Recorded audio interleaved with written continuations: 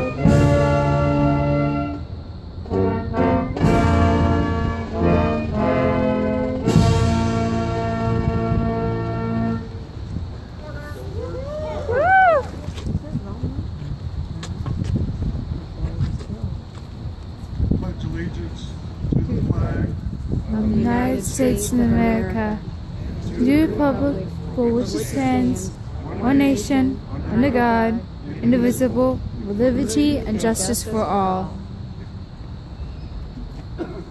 Thank you.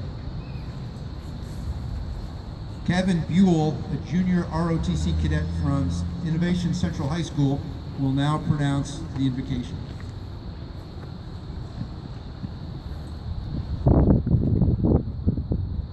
We come before you this Veterans Day with great thanks and love in our hearts. We gather the praise to bring our veterans home. Their families give us praise to you, as does the grateful nation. Each of these men and women veterans took on the oath of protecting the United States, and because of that we live in the greatest nation in the world.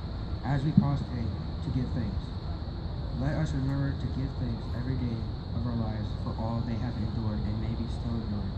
We ask you to give us strength and courage as these veterans have so we may continue to help them heal. We always give you the thanks and wonderfulness as you protect and guide us.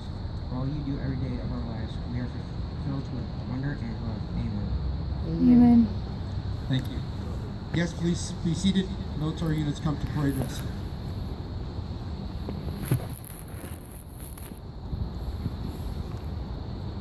Veterans Day, formerly known as Armistice Day, was originally set as a U.S. legal holiday to commemorate the end of World War I, which officially took place on November 11th, 1918, 100 years ago tomorrow. In legislation that was passed in 1938, November 11th was dedicated to the cause of world peace and to be hereafter celebrated and known as Armistice Day. As such, this new legal holiday honored World War I veterans. In 1954, with the country having endured both World War II and the Korean War, the 83rd Congress, at the urging of veteran service organizations, amended the Act of 1938 by striking out the word armistice and inserting the word veterans. With the enactment of this legislation on June 1st, 1954, November 11th became a day to honor all American veterans. It is now my pleasure to once again introduce to you Mr. Robert Anderson, this year's Kent County Veteran of the Year. Bob?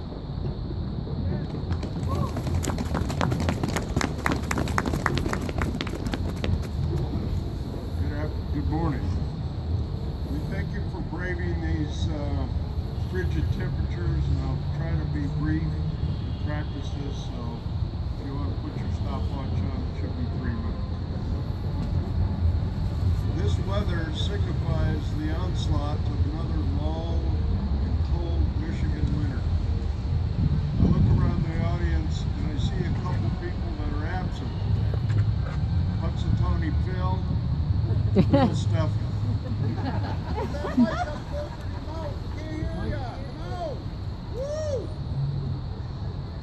Captain Ryan said, tomorrow marks the 100th anniversary of the end of World War I.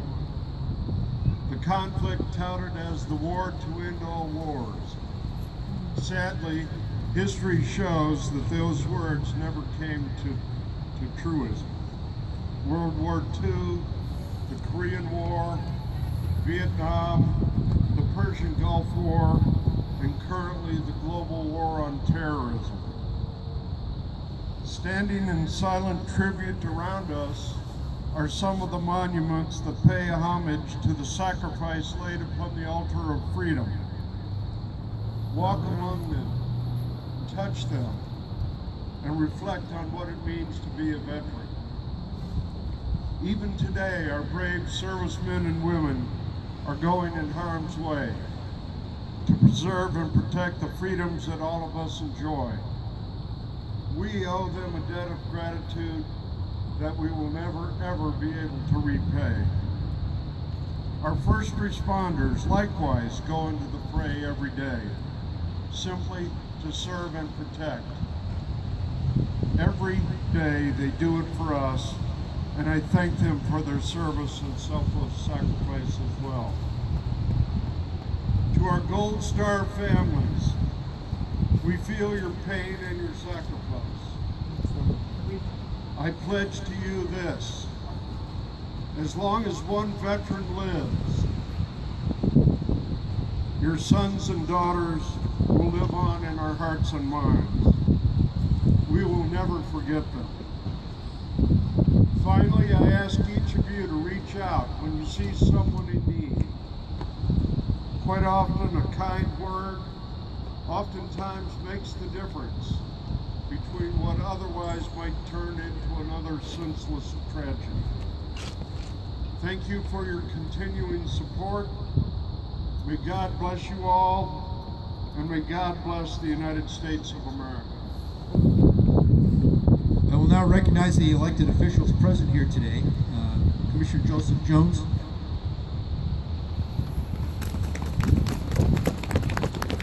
And also on hand is Mr. Mark Washington, the current city manager of Grand Rapids.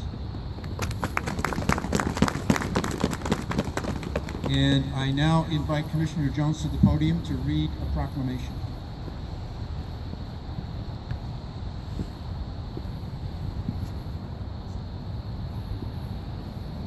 Thank you. I'm standing here on behalf of our mayor, who is not able to be present. She sends her regrets. Also standing here on behalf of my colleagues on the City Commission. Whereas every November 11th since 1918, our nation has paused to remember, as President Eisenhower wrote in the first Veterans Day proclamation, all those who have fought so valiantly on the seas, in the air, and on foreign shores to preserve our heritage of freedom. And whereas the City of Grand Rapids recognizes the importance of honoring the service and sacrifices of our veterans from all branches of the military, and whereas we recognize the loved ones who stand beside our veterans, and we memorialize the heroes who have given the ultimate sacrifice and all those who have not returned home. And whereas our community has among its citizens those who have served in the United States Armed Forces, and whereas we are reminded of our obligation to serve our veterans as they have gallantly served us, and to be eternally grateful for their courageous service to our country. Now, therefore, I, Joe Jones, as well as Rosalind Bliss, Mayor of the City of Grand Rapids, do hereby proclaim November 11, 2018 as Veterans Day in Grand Rapids, and urge all citizens to join in honoring all veterans. Thank you.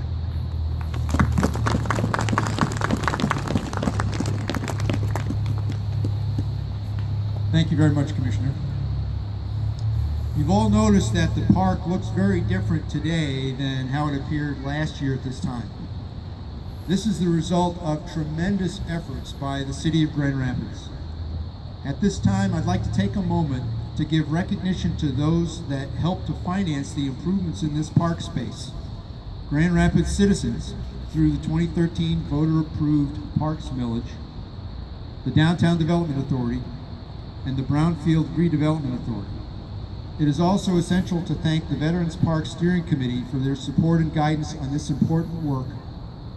Furthermore, let's recognize the Grand Rapids Police Department under the leadership of Lieutenant Pat Dean and the Office of Special Events for their assistance in ensuring that our parade was conducted safely and smoothly. Let's give them a round of applause. Thank you all.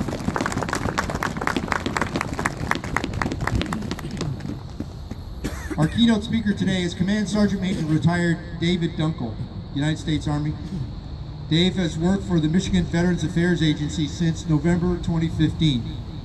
His positions included strategy analyst, acting strategy director, and now serves as a departmental specialist in the strategy division. In this role, Dave develops programs, policies, and spearheads efforts to improve veterans' quality of life, education, healthcare, and employment. He retired as a Command Sergeant Major after serving in the Michigan Army National Guard for 22 years. He is also a U.S. Navy veteran with overseas assignments including the North Atlantic, Caribbean, Mediterranean, Africa, Europe, Central America, and the Middle East. Dave earned the Bronze Star Medal, Combat Action Badge, Meritorious Service Medal, and Army Commendation Medal during his time in the U.S. Armed Forces. Prior to joining MVAA, he was the Veterans Initiative Program Manager for Roush Industries, and his efforts were recognized on a national level. Roush Industries received Victory Media's military-friendly employer status for 2 consecutive years, the Disabled American Veterans National Commanders Award in 2015, and the Employer Support of the Guard and Reserve Pro Patriot Award in 2015. Dave makes his home in Grand Ledge. Ladies and gentlemen, please join me in giving a warm welcome to Dave Dunkel.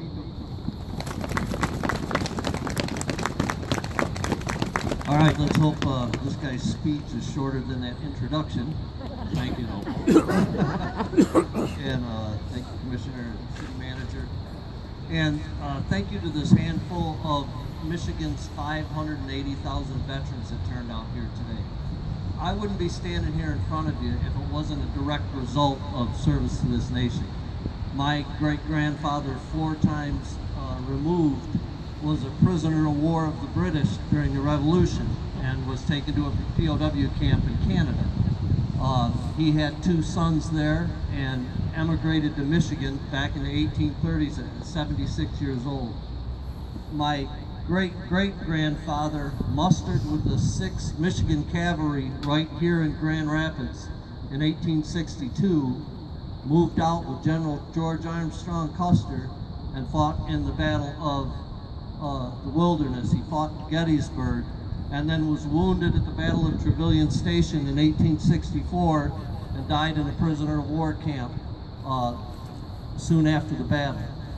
My mother's only brother, my Uncle Joe, he served with the Army Air Corps at the beginning of World War II and was captured in Bataan in the Philippines by the Japanese and did not survive that war.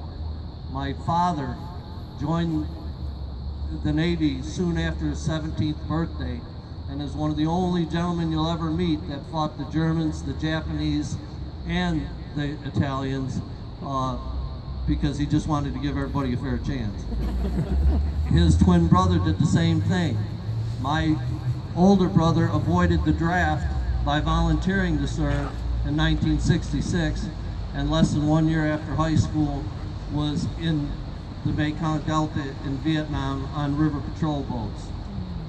My youngest son did 3 tours of duty in Iraq, and at one time him and I were less than 30 kilometers apart in Baghdad, but we had to make the conscious decision that we would not meet up because we both had pretty dangerous duty assignments, and we thought it would be just too much on Mom if something would happen to us while we're together. And then I think my proudest legacy is my young granddaughter right here, who is recently graduated from Army Basic Training, and she is one of the first female 13 Fox Ford observers that the Army is training. Yay! I'm especially proud of that because I was a 13 Fox Ford observer. thank you so much for your service. Thanks for coming out on a day like this. The Michigan Veterans Affairs Agency is always standing by to take care of your needs. If you remember anything, remember 1-800-MICH-VET. That's a 24-hour, 7-day-a-week, 365-day-a-year hotline that we man to help veterans with any issues they have. If you need records retrieval, copies of your VD-214, if you need to be connected to a veteran service officer to get those benefits that you deserve, make sure you call that 1-800-MICH-VET or visit our website at michiganveterans.com. That is our charter, and Governor Snyder's charter is to make sure that we take care of every one of Michigan's veterans and connect them to the benefits that they and their families deserve. So I am the only thing standing between you and some hot chocolate, so I'm going to turn it back over to Paul. During World War I, parents having sons or daughters serving the armed forces displayed in a window of their home a small banner, white with a red border, and in the center a blue star, one for each son and daughter from that family then serving. Those families who lost a son or daughter to the war displayed a banner with a gold star in place of the blue. This practice continued in subsequent conflicts down to the present day. Members of the Innovation Central High School JROTC detachment will now escort our Gold Star families to the pair of Vietnam monuments to my left and to the Operation Iraqi Freedom Memorial, also to my left, where they will place wreaths. There are 7 additional monuments to the deceased in this park. The 5 World War II and Korea monuments directly across the reflecting pool, and the pair of tall pylons behind me from World War I. JROTC cadets will place a single red rose at the foot of each of these 7 monuments. These actions are intended to remember the servicemen and women of all wars who gave their lives in defense of our country. Please make way.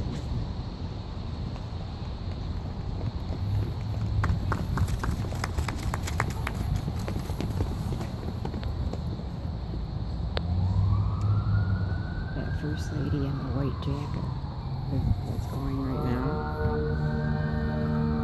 Their grandpa's known her since he was a child. Her son was killed